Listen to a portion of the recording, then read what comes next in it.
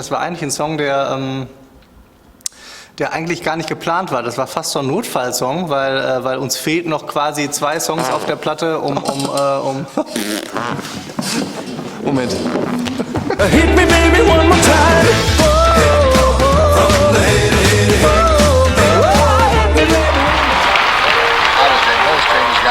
Here are the bass notes for You Will The Umbrella. Ja, den Bulli, an den kann ich mich echt noch gut erinnern.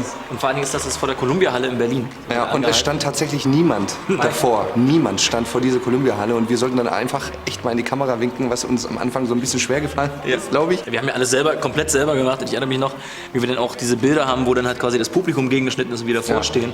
Da brauchten wir quasi eine Greenscreen für und dann standen wir da an so ein grünes Tuch und haben zu dritt, wenn ihnen jemand gelang, dieses Tuch hochgehalten, irgendwie straff gehalten, damit es keine Falten schlägt.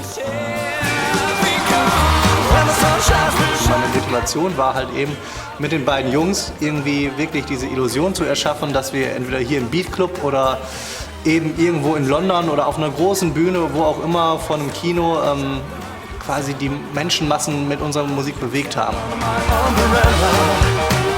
Ich glaube, als wir damals den Song eingesungen haben, da hat keiner wirklich damit gerechnet, dass das ein Hit wird jetzt für uns. Also ich glaube, so sind wir alle nicht daran gegangen, ja, weil wir einfach zu sehr Freude an diesem ganzen Projekt hatten und gesagt haben, hey, wir wollen eigentlich einfach nur den Spaß, den wir dabei empfinden, wollen wir auch an die Jugend rantragen. So, ne? Gerade das war so für uns das Hauptziel, die Jugend wieder an diesen Rock'n'Roll-Stil heranzutragen. Ohne diesen Song hätte es weder überhaupt einen Plattenvertrag gegeben, dann einen Durchbruch in Deutschland, dann überhaupt die europäische oder ja, müssen wir sagen, am Ende weltweite Möglichkeit, irgendwie die Musik rauszutragen und insofern kann man nur dankbar sein.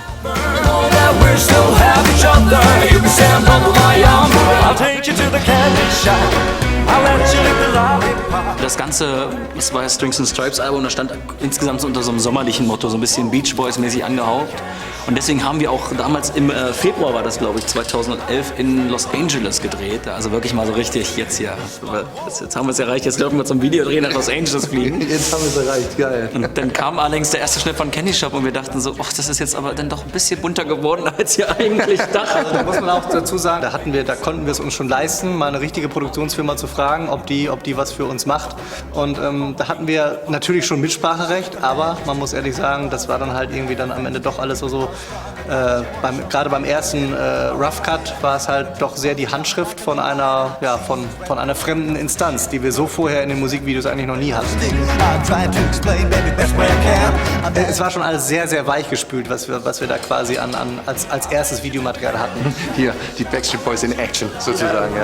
Das hat schon sehr viel Boygroup. Ja, genau. Und dann kam dann die Idee, okay, wie können wir das irgendwie noch so ein bisschen relativieren? Wobei man auch sagen muss, dass gerade die Filme von Elvis in den 60er Jahren, die waren ja eigentlich gezielt genau auch so. Ja? Also sie waren ja schon auch sehr, sehr weich gespült. Ne? Deswegen, der Look, der passt schon irgendwo. Und dennoch, wie Digger richtig gesagt hat, ist es schon so, dass wir alle irgendwie dadurch oder damit so ein bisschen ein Problem hatten, dass wir das Gefühl hatten, dass die fremde Instanz, so wie du es gerade gesagt hast, einfach zu sehr irgendwie Hand an uns gelegt hat, was auch immer. Ja.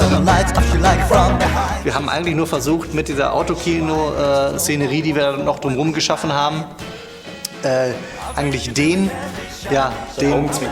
das Augenzwinkern reinzubekommen, was wir auch gesehen haben, als wir den ersten Cut gesehen haben, als wir gesagt haben, so, weil da saßen wir eigentlich genauso, ne, und dachten so, das ist aber bunt. Und genau dieses Feeling wollten wir letztendlich auch ins Autokino bekommen, damit wir den Leuten draußen auch mit dem fertigen Video zeigen können, so, wir nehmen uns nicht ernst. Wenn ihr es jetzt noch nicht verstanden habt, ne, dann versteht es bitte jetzt. Wir sehen das auch alles mit dem Augenzwinkern.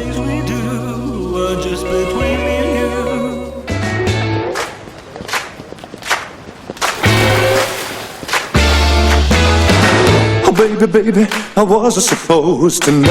Ja, man könnte meinen, es sei in Amerika gedreht, ist aber tatsächlich in Berlin gedreht worden. Nee, in Spandau.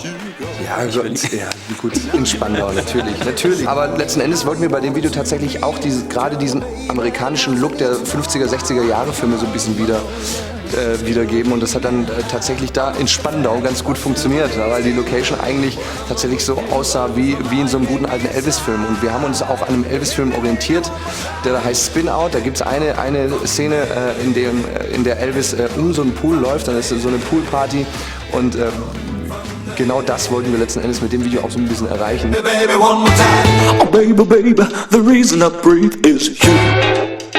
Girl, you got me blinded. Wir haben relativ früh morgens angefangen zu drehen.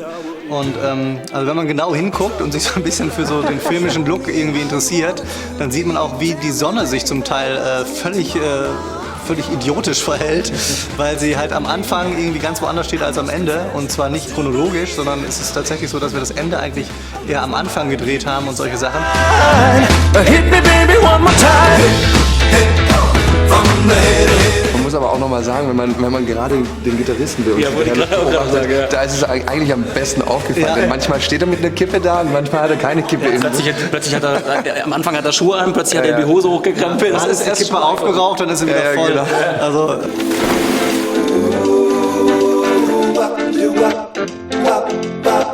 Oh, baby, baby.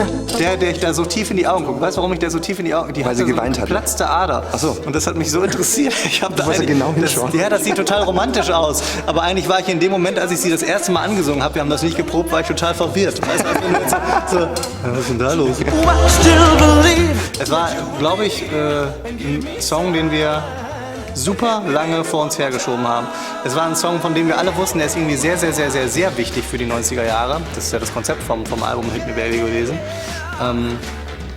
Aber man muss ehrlich sagen, ich glaube, es gibt 5 oder 6 Versionen davon, weil wir nie zufrieden waren. Wir wollten diesen Song unbedingt drauf haben auf der Platte, aber wir wussten nicht so genau wie. Und da muss man auch so ehrlich sein, da haben wir dann tatsächlich auch so befreundete Produzenten und sowas um Hilfe gebeten, dass sie uns vielleicht so ein bisschen Input liefern. Das hat uns wirklich gut getan und deswegen haben wir uns dann auch letzten Endes für Baby One More Time entschieden, weil wir gesagt haben, okay, das klingt jetzt für uns auch wirklich so frisch und so anders, wie es in den ganzen Baseballs-Alben vorher nicht der Fall war, ja, oder für uns jetzt in dem Sinne, und waren da eigentlich dann auch recht zufrieden mit. Hit me, baby.